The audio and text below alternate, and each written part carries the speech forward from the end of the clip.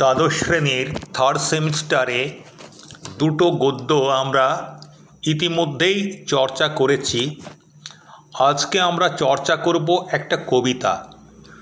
কবিতাটার নাম হচ্ছে দিগ্বিজয়ের রূপকথা। তো এটার লেখিকা নবনীতা দেবসেন। অবশ্য কবিতার যিনি লেখিকা তাকে আমরা লেখিকা বলি না, আমরা বলি কবি। তাহলে আমরা আজকে যে কবিতাটা চর্চা করব সেটা হচ্ছে নবনীতা দেবসেন রচিত দিগ্বিজয়ের রূপকথা। কি কবিতাটার নাম? দিগ্বিজয়ের রূপকথা। দিগ্বিজয় বানানটা ভুল আছে, দয় হ্রস্বইকার, ঠিক আছে?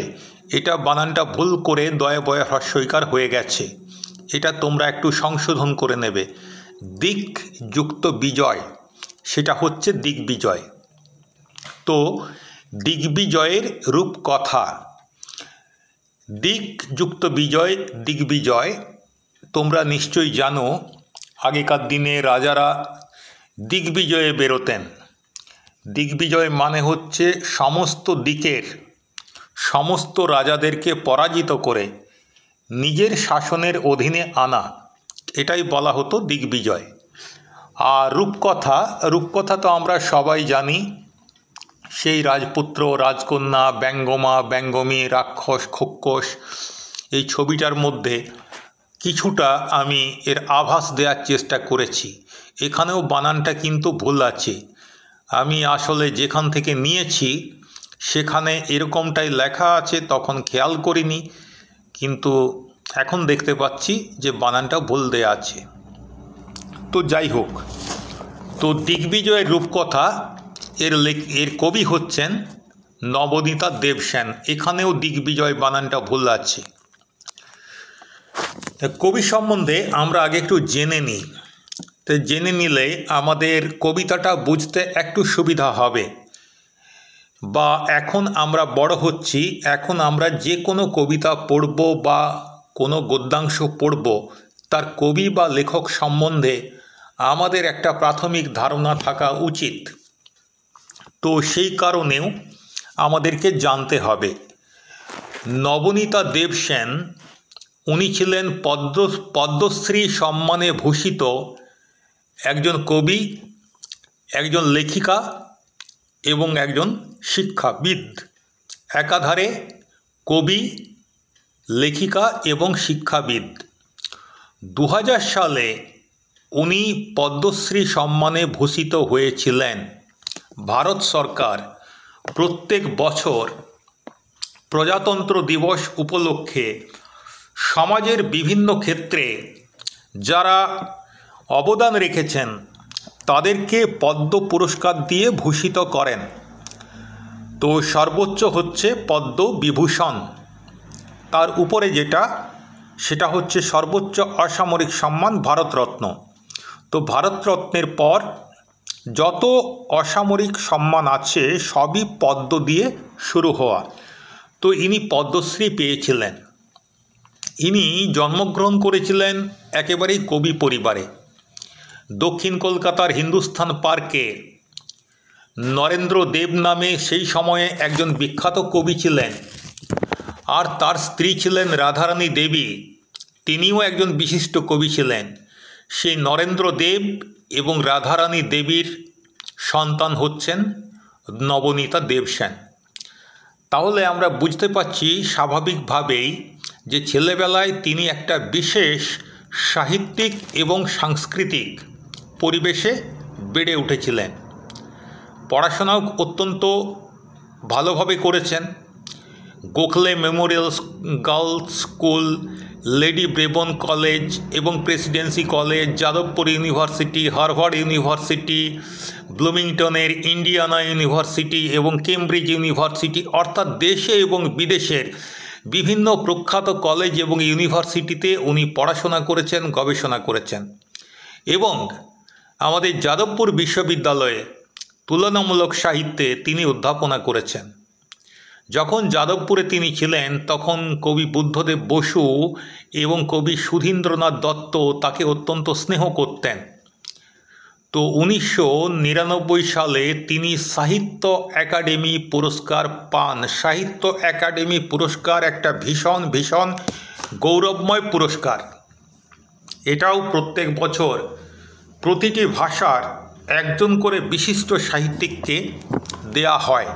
তো 1999 সালে বাংলা সাহিত্যে তিনি একাডেমি পুরস্কার পেয়েছিলেন তার আত্মজীবনীমূলক রম্য রচনা নটি নবনীতা গ্রন্থের জন্যে। গ্রন্থটার নাম কি? নটি নবনীতা।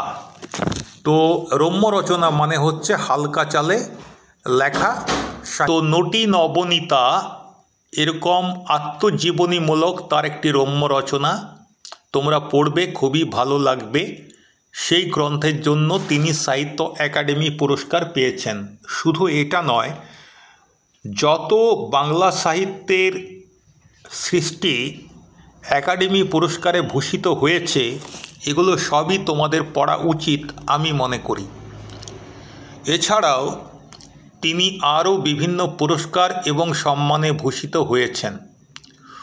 1959 সালে তার প্রথম কাব্যগ্রন্থ প্রকাশিত হয় যার নাম হচ্ছে প্রথম প্রত্যয়, এবং তার প্রথম উপন্যাস হচ্ছে আমি অনুপম।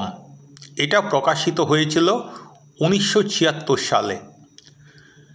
কবিতা, প্রবন্ধ, উপন্যাস ইত্যাদি সব মিলিয়ে তার প্রকাশিত গ্রন্থের সংখ্যা হচ্ছে 38। এখানে তোমাদের এই জায়গাটা জেনে তোমরা হয়তো জেনে তোমাদের ভালো লাগতে পারে বা তোমরা একটু রিলেট করতে পারো।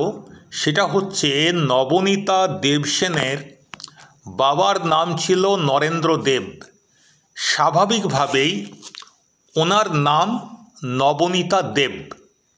এরপর 1960 সালে অর্থনীতিবিদ অমর্ত্য সেনের সঙ্গে তার বিয়ে হয়। যে অমর্ত্য সেন পরবর্তীকালে অনেক পরে নোবেল প্রাইজ পেয়েছেন তোমরা জানো। কিন্তু 1960 সালে অর্থনীতিবিদ অমর্ত্য সেনের সঙ্গে বিয়ে হওয়ার পর তিনি তার টাইটেল দেবের সঙ্গে সেন এটাও যোগ করেন। তখন থেকে নবনীতা দেব সেন হিসেবে নিজে পরিচিত হন।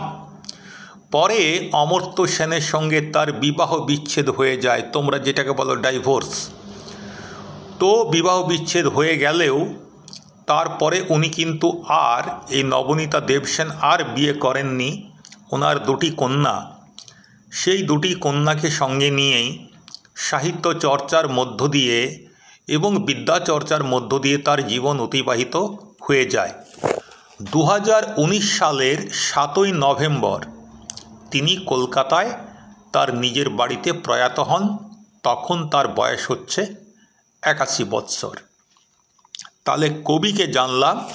কবিকে জানার পর আমরা এর কবিতাকে জানব। তো কবিতাটার নাম হচ্ছে দিগ্বিজয়ের রূপকথা। দেখেছো, এখানেও বানানটা ভুল। কপি পেস্টের এই হচ্ছে একটা সমস্যা।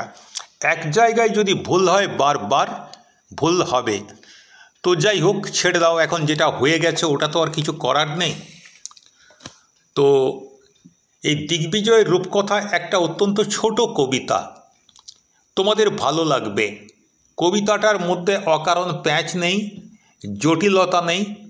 একটা সোজা সাপটা কথা অত্যন্ত সোজা সাপটাভাবে বলা হয়েছে।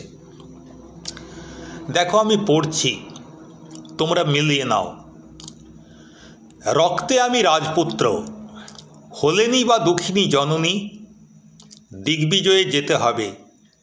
দুরানি দিলেন সাজিয়ে, কবচ কুণ্ডল নেই, ধনুক তুনির শিরস্ত্রাণ কিছুই ছিল না, শুধু আশীর্বাদী দুটি সরঞ্জাম। কি কি দুটি সরঞ্জাম?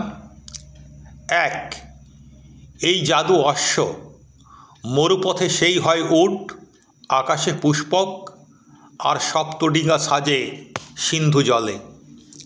তেপান্তরের পক্ষীরাজ, তার নাম রেখেছি বিশ্বাস। দুই, এই হৃদয়ের খাপে ভরা মন্ত্রপুতঃ অসি, শানিত ইস্পাতখণ্ড অভঙ্গুর, নাম ভালোবাসা। নিশ্চিত পৌঁছব সেই তৃষ্ণাহর খরজুরের দ্বীপে, এখানেও বানানটা ভুল আছে, খ বর্গীয় জয়ে রেপ হ্রস্বকার। ঠিক আছে, তাহলে আরেকবার পড়ে নাও। দিগ্বিজয়ের রূপকথা, নবনীতা দেবসেন। রক্তে আমি রাজপুত্র, হলেনি বা দক্ষিণী জননী, দিগ্বিজয়ে যেতে হবে, দুয়োরানি দিলেন সাজিয়ে, কবচকুণ্ডল নেই, ধনুক তুনির শিরস্ত্রাণ কিছুই ছিল না, শুধু আশীর্বাদী দুটি সরঞ্জাম। এক, এই জাদু অশ্ব, মরুপথে সেই হয় উট, আকাশে পুষ্পক, আর সপ্তডিঙা সাজে সিন্ধু জলে, তেপান্তরে পক্ষীরাজ, তার নাম রেখেছি বিশ্বাস। দুই, এই হৃদয়ের খাপে ভরা মন্ত্রপুতঃ অসি, শানিত ইস্পাত খণ্ড, নাম ভালোবাসা। নিশ্চিত পৌঁছব সেই তৃষ্ণাহর খরজুরের দ্বীপে, খরজুর মানে খেজুর, আর অসি মানে তলোয়ার। ঠিক আছে, এরপরে আমরা এটা অর্থ করি। রক্তে আমি রাজপুত্র, হলেনি বা দক্ষিণী জননী, তারপরে দেখো দিগ্বিজয়ে যেতে হবে পরে যে অংশটা রয়েছে, দুয়োরানি দিলেন সাজিয়ে। এবার রূপকথার সঙ্গে একটু তোমরা এটাকে মিলিয়ে নিতে পারো। আমরা অধিকাংশ রূপকথার গল্পেই পড়ি, এক ছিল রাজা, তার ছিল দুই রানী, সুয়োরানী আর দুয়োরানী। সুয়োরানীকে রাজা খুব ভালোবাসতেন এবং দুয়োরানীকে রাজা রাজপ্রাসাদ থেকে তাড়িয়ে দিতেন, তাকে একদমই দেখতেন না, এবং সেই দুয়োরানী একটি কুঁড়ে ঘরে বসবাস করত। তোমরা বলতে পারো ঘুটে কুড়ুনি জীবনযাপন করত। তো সুয়োরানীরও একটি রাজপুত্র থাকতো আর দুয়োরানীরও রাজপুত্র থাকতো। এইবারে সুয়োরানীর ছেলে রাজপ্রাসাদে রাজার আদরে বড় হচ্ছে, রানীর আদরে বড় হচ্ছে, আর দুয়োরানীর ছেলে তার তো কিছুই নেই, তার আছে শুধু মায়ের ভালোবাসা। তো সুয়োরানীর ছেলে সে একটু বড় হয়ে বলে আমি দিগ্বিজয়ে যাব। তখন রাজা তাকে লোক, লস্কর, সৈন্য, সামন্ত সব কিছু দিয়ে দিত সঙ্গে, যে যাও তুমি ঘুরে এসো, দিগ্বিজয় করে এসো। আর দুয়োরানীর ছেলে সেও দেখতো যে দাদা যাচ্ছে দিগ্বিজয়ে, আমিও যাব, মায়ের কাছে ঝোঁক ধরত। তো মা বলতো তুই কি করে যাবি বাবা, তোর তো কিছুই নেই। ঠিক আছে, তো বলতো না আমার কিছু দরকার নেই, তুমি আমাকে অনুমতি দাও। তো এইভাবে যেত। তারপরে গল্প, রূপকথার গল্প তো বাচ্চাদের গল্প, বাচ্চারা যাতে খুশি হয়। তারপরে দেখা যেত যে সুয়োরানীর ছেলে অনেক বিপদে পড়ে শেষে বিপদগ্রস্ত হয়ে কোথাও বন্দি হয়ে যেত, আর দুয়োরানীর ছেলে সমস্ত বিপদ কাটিয়ে সে ব্যঙ্গমা ব্যঙ্গমীর সাহায্য পেত। ব্যঙ্গমা ব্যঙ্গমী সজ্ঞানে সাহায্য করতো না, কিন্তু এই যে তোমরা এই ছবিটা দেখো, এখানে যেটা রয়েছে আমাদের, যে এই যে রাজপুত্র এ শুয়ে থাকবে রাত্রিবেলায়, আর গাছের উপরে থাকবে ব্যঙ্গমা আর ব্যঙ্গমী। ব্যঙ্গমা ব্যঙ্গমী মনে করবে রাজপুত্র ঘুমিয়ে গেছে, তো ব্যঙ্গমী রাজপুত্র সম্বন্ধে জিজ্ঞাসা করবে, আর ব্যঙ্গমা তার সামনে কি কি বিপদ আসতে পারে এগুলো ব্যঙ্গমীকে শোনাবে। ব্যঙ্গমী বলবে এই বিপদগুলো থেকে উদ্ধার পাওয়ার কোনো রাস্তা আছে, ব্যঙ্গমা সেই রাস্তাগুলো বলবে, রাজপুত্র শুয়ে শুয়ে সেগুলো শুনে নেবে, আর তারপর একের পর এক বিপদে পড়বে, বিপদ কাটিয়ে সে সমস্ত কিছুকে জয় করে রাজকন্যাকে সে ঘুমন্তপুরী থেকে জাগিয়ে বিয়ে করে, তারপরে দাদাকে তার লোক লস্করদেরকে উদ্ধার করে, মানে সুয়োরানীর ছেলেকে উদ্ধার করে নিয়ে আসবে। তারপরেও সুয়োরানীর ছেলে শয়তানি করবে এবং শেষ পর্যন্ত তার শয়তানি ধরা পড়বে রাজার কাছে, এবং রাজা তখন দুয়োরানীকে এবং তার ছেলেকে আদর করে ঘরে তুলবে, আর সুয়োরানীকে নির্বাসন দেবে, তার ছেলেকে নির্বাসন দেবে। এরকম হচ্ছে আমাদের রূপকথার গল্পগুলো হয়। তো এইখানে দেখো যে এই যে রক্তে আমি রাজপুত্র, মানে আমি রাজার ছেলে, কিন্তু আমি দুয়োরানির ছেলে, আমার দুয়োরানি হচ্ছেন দক্ষিণী জননী। কিন্তু রাজার ছেলে যখন, তখন দিগ্বিজয়ে তো যেতেই হবে আমাকে, আমি যাব। তো মাকে বললাম, মা আমাকে সাজিয়ে দিলেন। কি করে সাজিয়ে দেবেন? তার কি আছে মায়ের তো কিছুই নেই। ফলে আমার সজ্জার মধ্যে ছিল না কবচ কুণ্ডল। দেখো, কবচ কুণ্ডলটা এটা মহাভারত থেকে নেওয়া হয়েছে। কুণ্ডলটা শুধু আমরা বলতে পারি সাজসজ্জার অঙ্গ। কুণ্ডল মানে কানের দোল, আর কবচ হচ্ছে বর্ম। তো যুদ্ধযাত্রা করার জন্যে, দিগ্বিজয় করার জন্যে কুণ্ডলের কোনো প্রয়োজন নেই, কবচটা দরকার। কবচ হচ্ছে বর্ম। কিন্তু কবচ কুণ্ডলটা কেন এখানে ব্যবহার করা হয়েছে?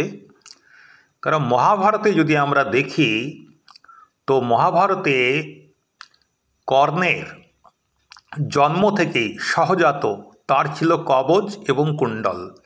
এই কবচ কুণ্ডল যতদিন কর্ণের সঙ্গে থাকবে ততদিন কর্ণকে কেউ হত্যা করতে পারবে না।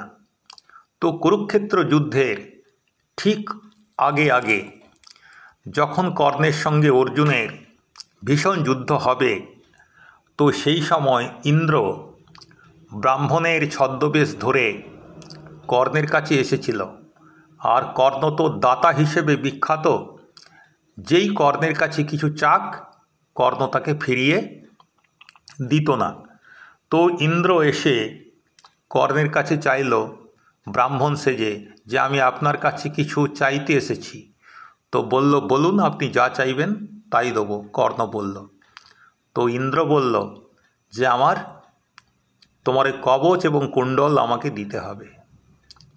কর্ণ তখনই বুঝে গেল যে এই ব্রাহ্মণ সাধারণ ব্রাহ্মণ নয়, ইনি একজন দেবতা। স্বয়ং ইন্দ্র আমার কাছে হাত পাততে এসেছে, ভিখিরি হয়ে, প্রত্যাশী হয়ে। তো ফলে কর্ণ কী করলেন? নিজের মৃত্যু নিশ্চিত জেনেও সেই কবচ এবং কুণ্ডল তিনি শরীর থেকে কেটে ইন্দ্রকে দিলেন। তো যাই হোক, ইন্দ্র তার বিনিময়ে, ইন্দ্র লজ্জিত হয়েছিল বিষয়টায়। ফলে তার বিনিময়ে ইন্দ্র কর্ণকে একগ্নি নামে একটা অস্ত্র দিয়েছিল, যে অস্ত্রটা অব্যর্থ, কিন্তু শুধুমাত্র একজনকেই হত্যা করা যাবে। তো কর্ণ সেটা রেখে দিয়েছিল অর্জুনকে বধ করার জন্যে। কিন্তু তারপরে যাই হোক, সেই সব গল্প এখানে অপ্রাসঙ্গিক। আমার কথা যেটা এখানে, সেটা হচ্ছে যে কবচ কুণ্ডল যদি থাকে তাহলে আমি অপ্রতিরোধ্য। কিন্তু আমি তো দুয়োরানির ছেলে, আমার কবচ কুণ্ডল নেই। এমনকি আমার ধনুক পর্যন্ত নেই।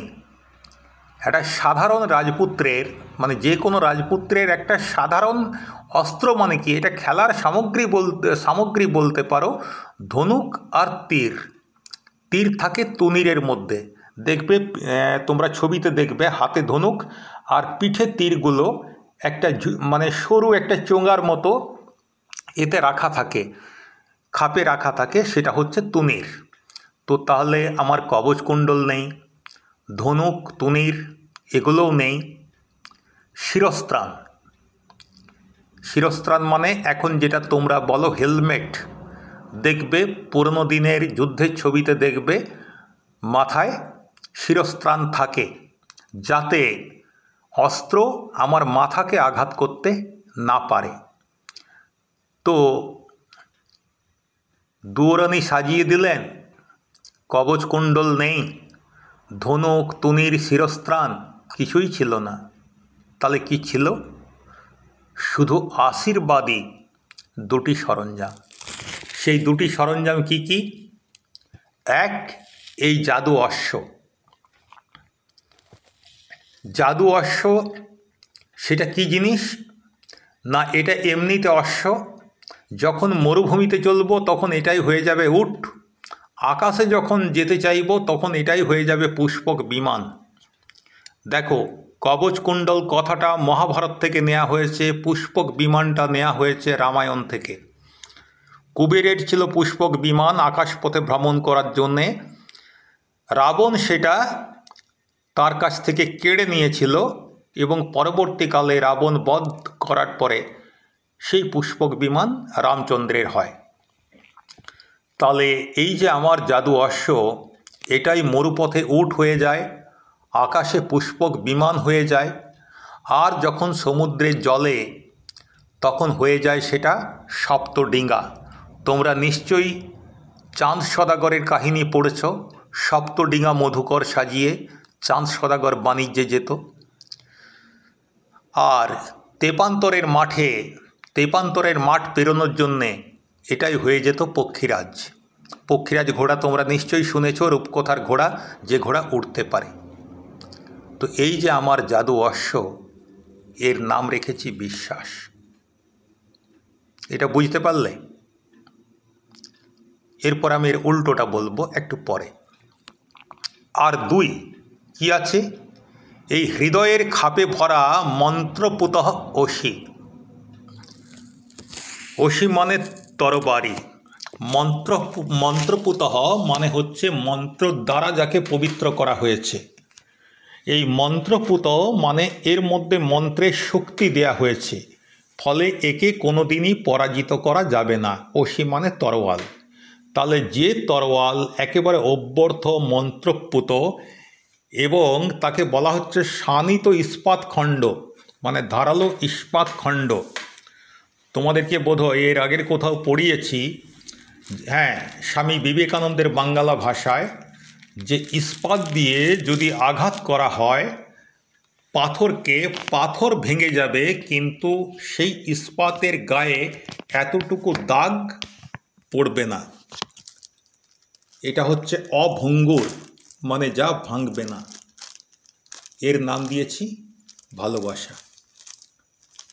এবার আমি বললাম তোমাদেরকে উল্টোটা বলবো, যে না, আমার জাদু অশ্বও নেই, আমার তরোয়ালও নেই। আমার হৃদয়ে রয়েছে বিশ্বাস আর ভালোবাসা। সেই বিশ্বাসটাই হচ্ছে আমার জাদু অশ্ব, আর এই ভালোবাসাটাই হচ্ছে আমার অস্ত্র, অব্যর্থ অস্ত্র। তাহলে এবারে অর্থটা তোমরা ভাবো, যে আমি দুয়োরানীর, দক্ষিণী মায়ের আমি রাজকুমার। আমার দিগ্বিজয়ের জন্যে আমার কি আছে প্রয়োজন? বিশ্বাস এবং ভালোবাসা। অর্থাৎ এবারে বলি, দিগ্বিজয় মানে সমস্ত রাজ্যকে জয় করা বোঝায়। এখানে দিগ্বিজয় মানে জীবনের পথে এগিয়ে চলার জন্যে যত বাধা বিপত্তির মুখোমুখি আমাদেরকে হতে হয়, সেগুলোকে জয় করাটাকেই বলা হচ্ছে দিগ্বিজয়। আর যদি আমরা এই জীবনের পথে সাফল্যের সঙ্গে এগোতে চাই, তাহলে আমার হৃদয়ে 2টো জিনিস দরকার। এক হচ্ছে বিশ্বাস, আর 2 হচ্ছে ভালোবাসা। বিশ্বাসটা দুরকম হতে হবে। এক হচ্ছে আত্মবিশ্বাস, হ্যাঁ আমি পারবো। আর 2 নম্বর হচ্ছে মানুষের উপর বিশ্বাস। রবীন্দ্রনাথ বলেছেন, মানুষের উপর বিশ্বাস হারানো পাপ। তাহলে আমাদের এই বিশ্বাসটা হৃদয়ে রাখতে হবে, আর ভালোবাসাটাও আমাদের মধ্যে রাখতে হবে, মানুষের প্রতি প্রেম, মানব প্রেম। তো সেইটা যদি রাখি, তাহলে বিশ্বাস এবং ভালোবাসার জোরে আমরা আমাদের জীবনে চলার পথে সমস্ত বাধা বিপত্তি পেরিয়ে আমরা লক্ষ্যে পৌঁছবই। এবং সেটাই কবিতার শেষ লাইনে আছে। অত্যন্ত দৃপ্ত কণ্ঠে কবি বলছেন, নিশ্চিত পৌঁছব সেই তৃষ্ণাহর খজুরের দ্বীপে। এবারে তোমাদের এইখানে মানেটা একটু জানার দরকার আছে। তৃষ্ণাহর মানে কি? যে তৃষ্ণাকে হরণ করে। খরজুর মানে কি? খেজুর। আর দ্বীপ মানে তোমরা জানো চারিদিক জলবেষ্টিত ভূভাগ। তাহলে সমুদ্রে যখন কোনো নাবিক অকুল সমুদ্রে পথ হারায়, তখন চারিদিকে সমুদ্র, চারিদিকে জল, কিন্তু তার খাবার জল থাকে না। খাবার জল যেটুকু সঞ্চয় ছিল আস্তে আস্তে শেষ হয়ে যায়। তখন সে আপ্রাণ খোঁজ করে, দেখতে থাকে আশেপাশে কোথাও কোনো দ্বীপ নজরে পড়ছে কি না, কারণ দ্বীপের মধ্যেই থাকতে পারে মিষ্টি জল। আর সেই জল খেয়ে আমার এতদিনের তৃষ্ণা আমি মেটাতে পারবো, জীবনটাকে আমি বাঁচাতে পারবো। কিন্তু এইখানে সমস্যাটা করে দিয়েছে খরজুরের দ্বীপ। খরজুরের দ্বীপ এর সঙ্গে তৃষ্ণা হরাটা যদি যোগ করি, তাহলে তোমরা বলো খেজুর গাছ কোথায় হয়? তোমরা তো দোকান থেকে খেজুর কিনে খাও। খেজুর গাছ হয় মরুভূমি অঞ্চলে। তাহলে এখানে খরজুরের দ্বীপ মানে কোনো দ্বীপ নয়, এখানে খরজুরের দ্বীপ হচ্ছে মরুদ্যান। তাহলে মরুভূমিতে যখন মানুষ হাঁটে, মরুভূমিতে কোথাও জল পাওয়া যায় না, তো সেখানে অনেকটা হাঁটার পর মাঝে মাঝে ছোট ছোট এক টুকরো করে মরুদ্যান থাকে। সেখানে মিষ্টি জলের একটা উৎস থাকে, ছোট্ট মতো একটা পুকুর, আর তার চারিদিকে খেজুরের গাছ, বাবলা গাছও থাকতে পারে। মানে মরুভূমিতে যেসব গাছপালা হয় থাকে, তার মধ্যে একটু ছায়া ঘেরা জায়গা, মানে গাছের ছায়ায় সেখানে মরুভূমিতে যে তৃষ্ণার্ত পথিক, তারা মরুদ্যানে গিয়ে পড়ে দুদণ্ড বিশ্রাম নিতে পারে, গাছের ছায়ায় স্নিগ্ধ হতে পারে, এবং ওই যে মরুদ্যানের যে জলাশয়, তার ঠান্ডা এবং মিষ্টি জল খেয়ে সে তৃপ্ত হতে পারে, আরও তারপরে আরও দূরে এগিয়ে যাওয়ার প্রস্তুতি নিতে পারে। তো এখানে এই যে খরজুরের দ্বীপ কথাটার দ্বারা এটাই বোঝাচ্ছে সমুদ্র যাত্রা নয়, এটা মরুভূমির পথে যে যাত্রা, সেই যাত্রা শেষ করে আমি সেই মরুদ্যানেই পৌঁছব। মরুভূমিতে এরকমও দেখা যায় যে এত তৃষ্ণার্ত হয়ে পড়েছে যে আর এগোতে পারছে না, সেই সময় সে সামনে দেখে মরুদ্যান, আর সেই মরুদ্যানের দিকে লক্ষ্য করে করে এগোতে গিয়ে দেখে যে না, মরুদ্যান টরুদ্যান ওখানে কিছুই নেই। সেইগুলোকে বলা হয় মরীচিকা, মরীচিকা বা মৃগতৃষ্ণিকা। এটা হচ্ছে আমাদের দৃষ্টি বিভ্রম, আলোর প্রতিসরণের ফলে এই ঘটনা ঘটে। তো যাই হোক, আমাদের সেই জায়গায় যাওয়ার কোনো প্রয়োজন নেই। আমরা যেটা দেখলাম, এটা হচ্ছে সাধারণ মানুষের ক্ষমতায়নের কথা বলা হচ্ছে, যে সাধারণ মানুষের তো কিছুই নেই, না আছে টাকা পয়সা, না আছে রাজনৈতিক প্রভাব প্রতিপত্তি। তাহলে সাধারণ মানুষ জীবনে সফল হবে কি করে? তো সেখানে দুটো জিনিস দরকার, এক হচ্ছে বিশ্বাস, আর দুই হচ্ছে ভালোবাসা। অনেকে আবার এটাকে নারী ক্ষমতায়নের একটা কবিতা বলেও ব্যাখ্যা করতে চান, তাতেও কোনো সমস্যা নেই। তুমি সাধারণ মানুষের জায়গায় যদি নারী শব্দটা ব্যবহার করো, তাহলেও কিন্তু এই কবিতার যে তাৎপর্য এতটুকুও ক্ষুণ্ণ হবে না। এখনও তো অস্বীকার করে লাভ নেই যে মেয়েদেরকে আমরা এখনও পর্যন্ত পুরুষের সমান সমান সারিতে তুলে আনতে পারিনি। হ্যাঁ, আজকে এই ভারত পাকিস্তানের যে একটা যুদ্ধ পরিস্থিতি, এইখানে দুজন মহিলাকে দেখে আমাদের খুব গর্ববোধ হচ্ছে, যারা ভারতীয় সেনাবাহিনীর পক্ষ থেকে প্রেস কনফারেন্স করছে। তো আমাদের মনে হচ্ছে হ্যাঁ, মা দুর্গা তারা আজকে ভারতীয় সেনাবাহিনীতেও বহু মহিলা তারা সাহসের সঙ্গে লড়াই করছেন। আজকে জীবনের সর্বক্ষেত্রে সমস্ত পেশায় আমরা মহিলাদের দেখতে পাই। কলকাতা হাইকোর্টের একজন বিচারপতিকে আমি তো স্বয়ং মা দুর্গা মনে করি, অমৃতা সিনহা, জাস্টিস অমৃতা সিনহা।